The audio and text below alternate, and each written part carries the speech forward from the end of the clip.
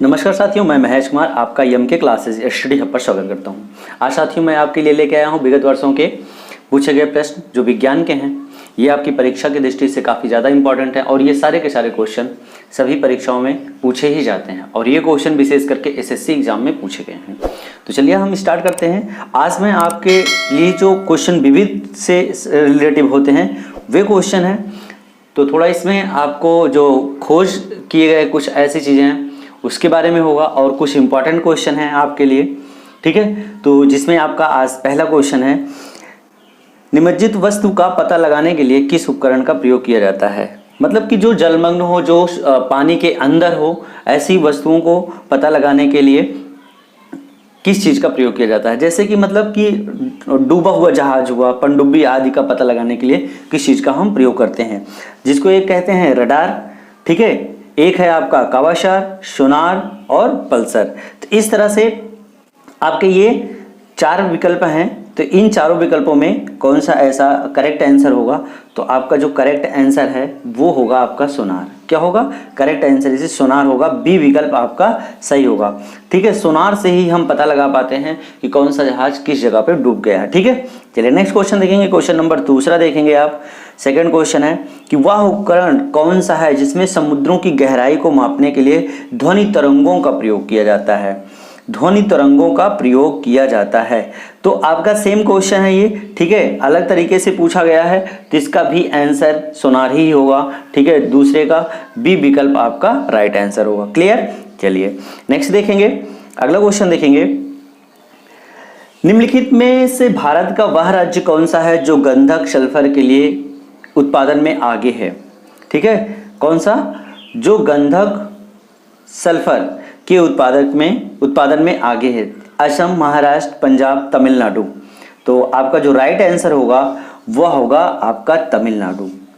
क्या होगा, तमिलनाडु होगा, ठीक है। यहाँ पे आपको मैं बता दूं कि जो गंधक का सर्वाधिक उत्पादन होता है वो हरियाणा में होता है। कहाँ होता है, हरियाणा राज्य में, हरियाणा राज्य में, ठीक है। सर्वाधिक उत्पादन हरियाणा में होता है। उसके बाद फिर कहाँ पे होता है, तमिलनाडु में होता है। सेकंड स्थान पे तमिलनाडु में है, ठीक है।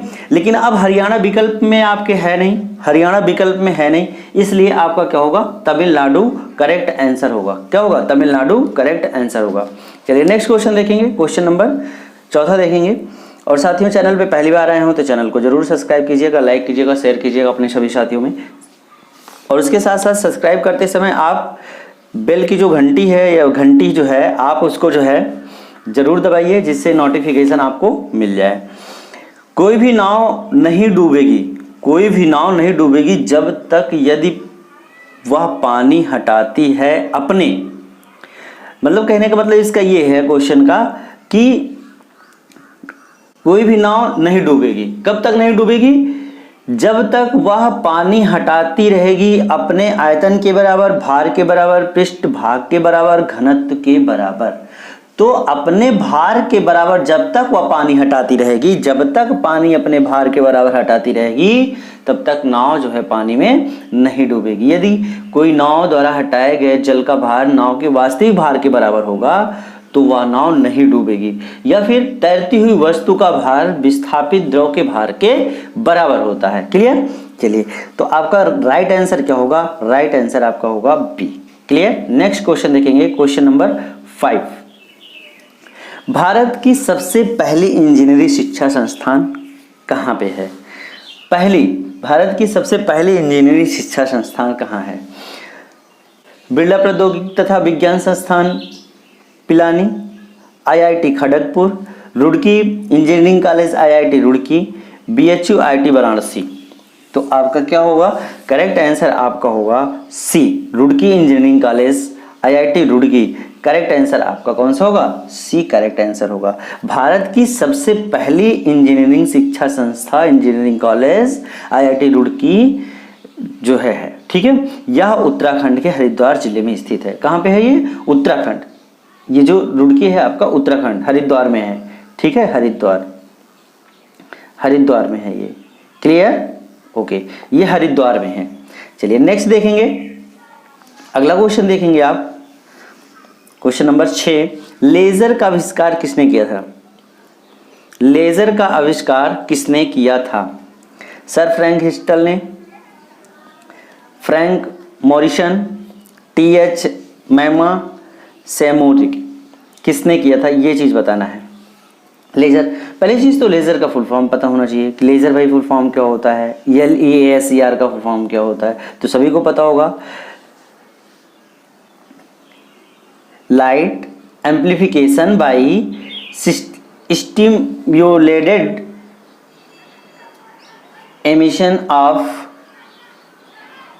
रेडिएशन, ये आपका फुल फॉर्म होता है। ठीक है, मतलब कि प्रकाश तरंगों पर आधारित लेजर एक ऐसी युक्ति है जिसमें विकिरण से उद्धृत उत्सर्जन द्वारा एक वर्णीय प्रकाश प्राप्त किया जाता है। क्लियर? तो इसकी जो खोज करता है वो TS, आपका जो C विकल्प सही है, TS मैमा जो है ये इसके खोज करता है। ठीक है, C विकल्प आपका राइट आंसर होगा। चलिए नेक्स्ट देखेंगे, अगला क्वेश्चन देखेंगे आप, क्वेश्चन नंबर 7। उल्लू घोर अंधकार में भी देख सकता है। उल्लू घोर अंधकार में भी देख सकता है। उसकी तिर्यक आंखें होती हैं, उसकी बड़ी बड़ी आंखों के गोल आगे की तरफ निकले होते हैं जो उसको द्विनेत्री दृष्टि प्रदान करते हैं, या फिर उसकी आंखों में प्रकृति द्वारा प्रदत्त प्रकाश के बल्ब होते हैं, वह अश्राव्य ध्वनि पैदा करता है। तो आपका जो करेक्ट आंसर है वो आपका करेक्ट आंसर बी विकल्प होगा। उसकी बड़ी बड़ी आंखों के गोल आगे की तरफ निकले होते हैं जो उसकी द्विनेत्री दृष्टि प्रदान करते हैं। तो 7 का जो है बी विकल्प राइट आंसर होगा। नेक्स्ट क्वेश्चन देखेंगे, क्वेश्चन नंबर 8 देखेंगे आप। क्वेश्चन नंबर 8 क्या है? सामान्य फसलों के उगने के लिए उक्त उर्वर मिट्टी में निम्नलिखित में से कितना पीएच मान होने की संभावना होती है? तो इसमें जो पीएच मान होता है, देखो उर्वर मिट्टी में पीएच मान 6 से 7 होता है। कितना होता है? 6 से 7। कितना हो जाता है? 6 से 7 होता है। क्लियर? और इसका जो बी विकल्प सही है, इसका बी विकल्प सही है आपका। ठीक है, संभावना होती है, ये पूछ रहा है आपसे। तो समान फसलों को उगाने के लिए मिट्टियों की जो पीएच मान होती है 6 से 7 होता है, लेकिन पीएच स्केल का प्रयोग अम्लीयता या क्षारीयता को व्यक्त करने के लिए किया जाता है। पीएच मान स्केल का जो प्रयोग होता है अम्लीयता और क्षारीयता को व्यक्त करने के लिए किया जाता है। तो 7 से कम पीएच मान अम्लीयता तथा 7 से अधिक पीएच मान क्षारीयता प्रदर्शित करता है। ठीक है, इसलिए आपका जो आंसर होगा इसका, सॉरी ये 4 नहीं होगा, गलती से ये आपका 6 से 7 होगा। ठीक है, ये सी विकल्प आपका राइट आंसर होगा। ठीक है, 4 नहीं होगा, सी से 6 से 7 होगा। कितना होगा? 6 से 7, मैंने ध्यान नहीं दिया, 6 से 7 होगा। क्लियर? हमने सोचा कि 6 से 7 बी विकल्प में है, 6 से 7 होगा। क्लियर? चलिए नेक्स्ट देखेंगे, अगला क्वेश्चन आपका है, अगला है कि एक सेकंड क्वेश्चन दिखाते हैं आपको। क्वेश्चन है आपका, सौर ऊर्जा का रूपांतरण रासायनिक ऊर्जा में होता है। सौर ऊर्जा का रूपांतरण रासायनिक ऊर्जा में होता है तो प्रकाश संश्लेषण के दौरान। किसके दौरान? प्रकाश संश्लेषण के दौरान। प्रकाश संश्लेषण के दौरान। प्रकाश संश्लेषण के दौरान बी विकल्प आपका right answer. Clear? Okay, next question देखेंगे, क्वेश्चन नंबर 10। शीशे के संचय वाले सेल में किस अम्ल का प्रयोग होता है? तो काफी अच्छा क्वेश्चन है। ठीक है, डी आपका सल्फ्यूरिक एसिड, आपको पता होगा सल्फ्यूरिक एसिड। सल्फ्यूरिक एसिड आपका सही आंसर है, डी विकल्प आपका राइट आंसर है। क्लियर? चलिए नेक्स्ट क्वेश्चन देखेंगे, क्वेश्चन नंबर 11 देखेंगे आप। ओस तब पड़ती है जब, ओस तब पड़ती है जब आर्द्र वायु ठंडे धरातल पर घनीभूत हो जाती है, वायु पृथ्वी की सतह के अपेक्षाकृत अधिक ठंडी होती है, रात में आकाश में बादल छाए होते हैं, हवा इतनी शुष्क होती है जिससे वर्षा नहीं हो सकती है। तो विशेषता वह जो होता है कि सुबह या रात के समय जब पृथ्वी की सतह अपनी ऊष्मा को विकसित कर ठंडी हो जाती है, तब आर्द्र वायु अत्यधिक तीव्र दर से संघनित हो जाती है, जिसके फलस्वरूप क्या होता है? ओस की बूंदों का निर्माण होता है। तो हमने आपको क्या बताया? आर्द्रता से संबंधित बात किया मैंने। तो आर्द्र जो है वायु ठंडे धरातल पर घनीभूत हो जाती है। ठीक है, तो आपका ए विकल्प आपका क्या होगा? सही आंसर होगा। चलिए नेक्स्ट देखेंगे, 11 हो गया आपका। 12 देखेंगे, निम्नलिखित में से कौन सा पदार्थ अतिशीतित द्रव है? आइसक्रीम, अमोनिया, लकड़ी, कांच। तो आपका जो विकल्प सी सही है, इसमें जो विकल्प सी है वो कांच है, आपका कांच सही आंसर है। ठीक है, कांच अक्रिस्टलीय ठोस के रूप में एक अशीतित द्रव है। ठीक है, द्रव है, इसलिए कांच की कई क्रिस्टलीय संरचना नहीं होती है, कोई क्रिस्टलीय संरचना नहीं होती और ना ही इसका कोई निश्चित गलनांक होता है। इसका केवल क्या होता है, संगठन परिवर्तनीय होता है बस। ठीक है, तो आपका सी विकल्प आपका क्या होगा, सही आंसर होगा। चलिए नेक्स्ट देखेंगे, क्वेश्चन नंबर 13 देखेंगे। जहाजों में समय मापने के लिए प्रयुक्त उपकरण क्या होता है? तो क्रोनोमीटर सभी को पता होगा, क्रोनोमीटर। ठीक है, बी विकल्प आपका राइट आंसर है, क्रोनोमीटर। क्रोनोमीटर किसी स्थान का देशांतर सूचित करने वाला यंत्र होता है ये। ठीक है, देशांतर तो पता होगा ना, देशांतर सूचित करता है ये। ठीक है, देशांतर सूचित करता है, जिसका उपयोग मुख्यतः समुद्री जहाजों पर सही समय का मापन करने के लिए किया जाता है। ये समुद्री जहाज में ज्यादातर लगाया जाता है। ठीक है, मतलब इस विशेष करके। ठीक, चलिए नेक्स्ट क्वेश्चन देखेंगे। अगला क्वेश्चन है आपका क्वेश्चन नंबर 14 को है आपका, लिखा है गैल्वेनाइज्ड लोहा बनाने के लिए लोहे का किसका लेप किया जाता है? ठीक है, इसके पहले भी ये क्वेश्चन मिला था, हमने आपको करवाया था, जिंक का मैंने बताया था, तो जिंक सही आंसर होगा। ठीक है, लोहे पर सुरक्षात्मक जिंक की परतें चढ़ाने की प्रक्रिया को ही क्या कहते हैं, गैल्वेनाइजेशन कहा जाता है। ठीक है, चलिए नेक्स्ट क्वेश्चन देखेंगे, इसका ए विकल्प आपका राइट आंसर है। ठीक है, अगला क्वेश्चन है क्वेश्चन नंबर 15 देखेंगे आप।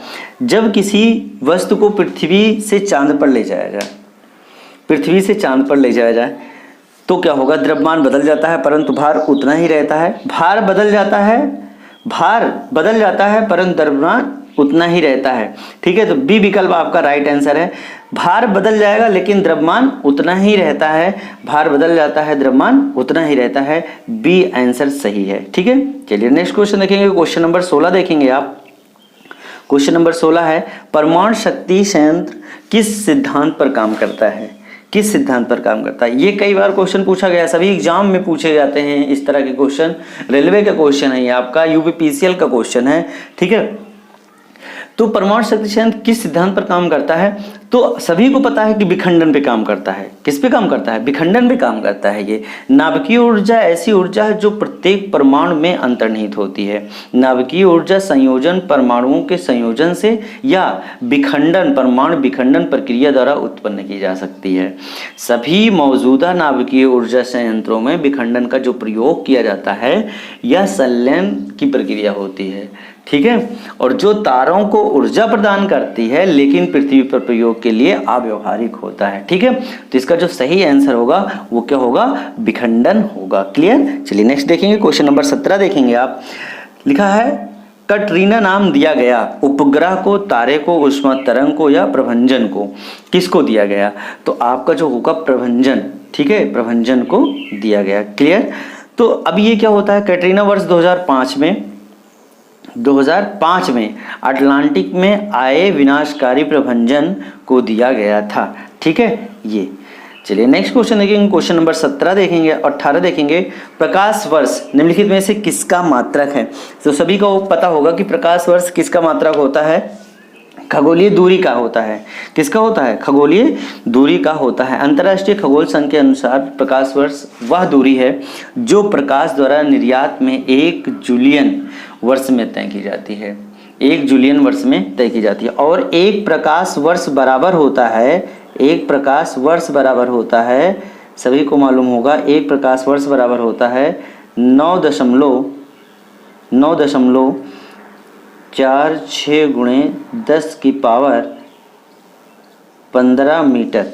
9.46 गुणे 10 की पावर 15 मीटर होता है ये प्रकाश वर्ष, एक प्रकाश वर्ष की वैल्यू होती है और प्रकाश द्वारा निर्यात में 1 जूलियन वर्ष में तय की जाती है। ठीक है, चलिए अगला क्वेश्चन देखेंगे। क्वेश्चन है अगला नेक्स्ट 19वां नंबर क्वेश्चन है आपका, सेकंड के लोलक की काल अवधि क्या होती है? सेकंड के लोलक की काल अवधि क्या होती है? तो सबको पता होगा ये क्वेश्चन जो होता है 2 सेकंड का होता है। कितने सेकंड का होता है? 2 सेकंड का होता है। ठीक है, सेकंड के लोलक की काल अवधि कितना होती है? 2 सेकंड होती है। चलिए नेक्स्ट क्वेश्चन देखेंगे, क्वेश्चन नंबर अगला देखेंगे, क्वेश्चन नंबर 20 देखेंगे आप।